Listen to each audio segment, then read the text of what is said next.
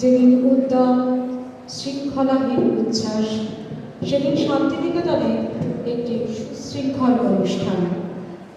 শান্তিনিকেতনে এর নাম বসন্ত উৎসব। রবীন্দ্রনাথের কনিষ্ঠ পুত্র সোমেন্দ্রনাথ আশ্রমে প্রথম ঋতু উৎসব করেন 1907 খ্রিস্টাব্দে 18 জানুয়ারি শ্রী পঞ্চমীর দিনে। উৎসবটি হয়েছিল আদি কুটিরে। 1920 সালে শ্রী পঞ্চমীতে শান্তিনিকেতনে বসন্ত উৎসব অনুষ্ঠিত হল। এই উৎসবকে উপলক্ষ করে প্রতি বছর কবি লিখেছেন অসংখ্য গান এবং কবিতা। কিছু নাটকও লিখেছেন, যার মধ্যে আছে প্রচুর গান। 1923 খ্রিস্টাব্দে রচিত বসন্ত উৎসব নাটিকা সম্বন্ধে রবীন্দ্র জীবনীকার প্রভাত কুমার মুখোপাধ্যায় বলেছেন, অনেকগুলি গান জমিয়াছে, সেগুলি এক করিয়া বসন্ত উৎসব নাটিকা রচিলেন কবিগুরু। গানগুলির মধ্যে আছে প্রকৃতির বনভূমি, আম্রকুঞ্জ, করবী, বেণুবন, মাধবী, শালবিথি, বকুল, নদী, দক্ষিণ হাওয়া, বনপথ ইত্যাদির কথা।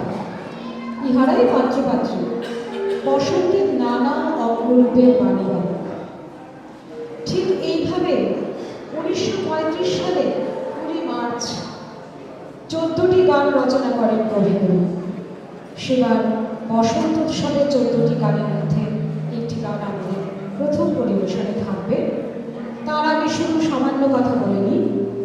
বর্তমান রীতি অনুসারে বসন্ত উৎসবের আগের রাত্রে 9:30 বৈতালিকে নিবিড় অবাতিবিল হতে বাহির হল জোয়ার স্রোতে শুক্ল রাতে চাঁদের তরণী গানটি গাওয়া হয় এবং পরদিন প্রভাতে বৈতালিকের গান ও আশ্রম পরিক্রমা করা হয় আজি বসন্ত জাগ্রত গানে গানটি দিয়ে।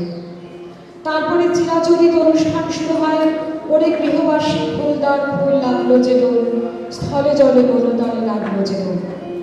আম্রকুঞ্জে জওহর বেদী পরিক্রমা করা হয়, মেয়েদের হাতে থাকে ভাবপূর্ণ তালপাতার ঠোঙা, কারোর হাতে মন্দিরা।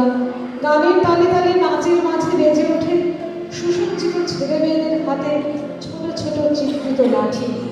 নাচের তালে তালে চলে কাঠি নাচ। শালবিথি পার হয়ে দীর্ঘ নাচের সারি প্রবেশ করে আম্রকুঞ্জে। এই নাচ সারা আম্রকুঞ্জ ঘুরে ঘুরে যখন হতে থাকে সে এক অপূর্ব দৃশ্য।